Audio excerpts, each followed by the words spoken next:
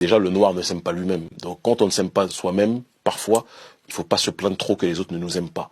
Et je dis toujours aux nôtres qui émigrent dans ces régions-là que le jour où on se relèvera et qu'on ne sera pas la serpillière de l'humanité, les gens vont nous respecter, voire nous craindre.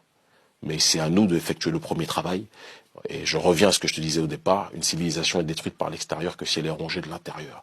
Donc, je ne fais pas partie des gens qui disent « Oh, des victimisés au Maghreb », je dis aux nôtres, retroussons-nous les manches, autodéterminons nos pays, faisons de nos pays des puissances. Il y a quelques années, la Chine était moquée de tout le monde.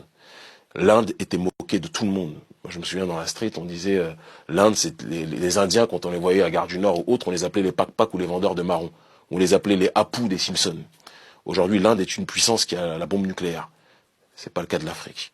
Donc je pense qu'il faut prendre en humilité, arrêter de se plaindre que tout le monde ne nous aime pas et commencer à faire en sorte qu'on s'aime nous-mêmes et qu'on s'organise nous-mêmes. Mais quand tu as des gens qui ont peur, lorsqu'on parle de solidarité africaine ou de solidarité noire, qui ont peur d'être taxés de communautaristes, qui disent qu'avant d'être noirs ou avant d'être africains, ils sont des êtres humains, ben la défaite, elle a déjà commencé là. Et ils se reconnaîtront.